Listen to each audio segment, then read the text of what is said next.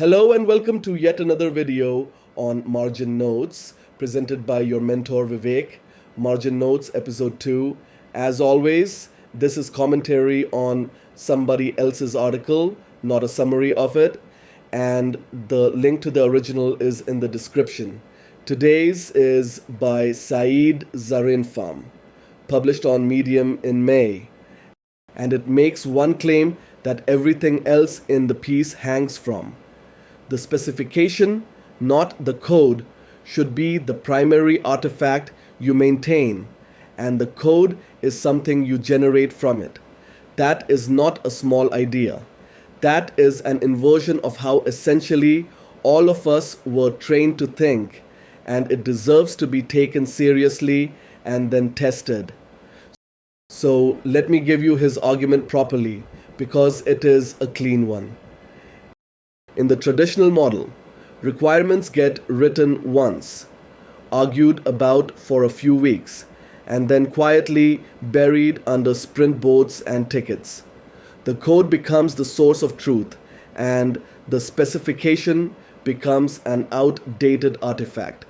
His phrase for the alternative is that the spec stops being a document hidden in a wiki and becomes a versioned, reviewable file in the repository, one the agent reads the same way a new team member would. And the key part is that the spec stays alive after the code is generated. And his second point is the one I think people miss. This does not throw away the software development lifecycle. It repoints each phase at the same artifact. Analysis stops producing a document nobody reads and starts producing the thing that actually drives implementation. Design becomes an explicit set of non-negotiable rules.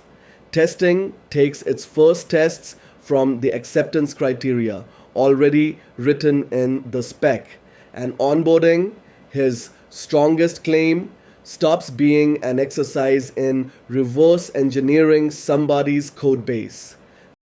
There are two sentences in this article that I think are worth more than the tooling walkthrough around them. The first is that you do not actually need Spec Kit to do spec-driven development, that it is a convenience layer, and that you could write the prompts yourself and get the same files in the same folders. Now think about where that sentence sits. It is in the middle of an article about Spec Kit. He is telling you that the tool is optional and the discipline is not. I have a lot of time for a writer who will do that, and it is the single most useful sentence in the piece for somebody deciding whether to adopt anything at all. The second is a distinction I have been fumbling towards for a while, and he states it in one line.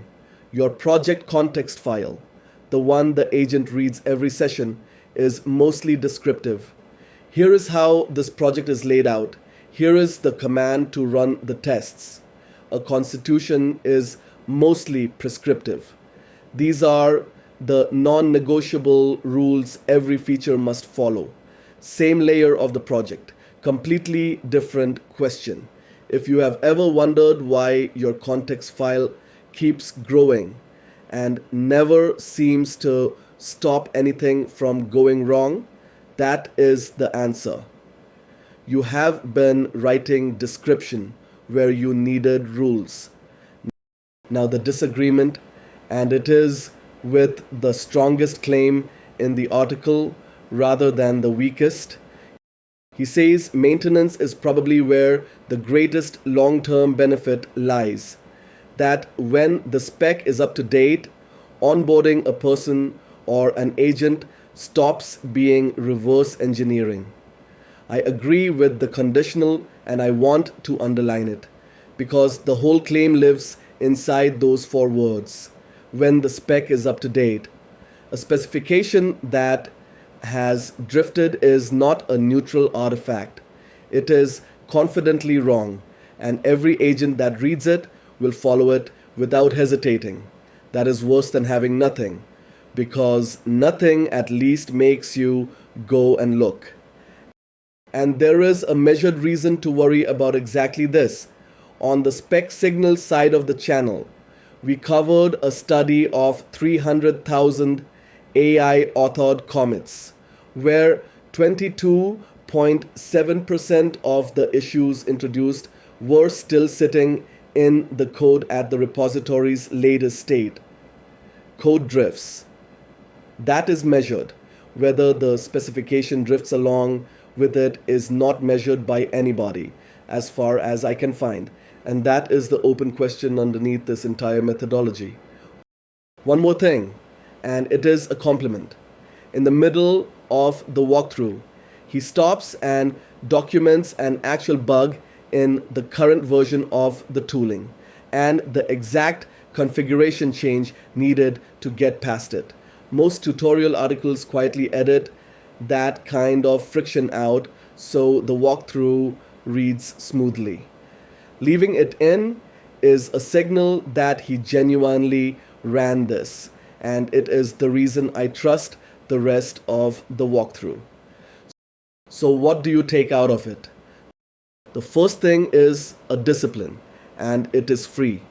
His specification contains no technology whatsoever, no framework, no database, no endpoint names, no data transfer object names. All of that goes into the plan, which is the next step once the problem is actually settled. Most people cannot do this. They start describing the solution while they think they are describing the problem.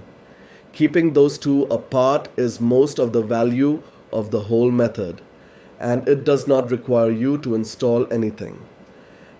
And his best practical tip: review the generated task list before you let anything implement it, because that is the cheapest moment to catch a problem.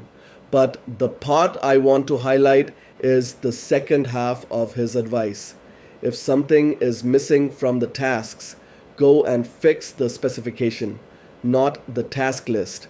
Because if you patch the task list, the gap is still in the spec, and it will come straight back the next time anything is generated. That is exactly the argument I made in the hands-on series about reviewing the spec instead of the diff, arrived at independently, which is usually a sign it is right. So here is where I land. This is the clearest short explanation of why spec-driven development exists that I have read.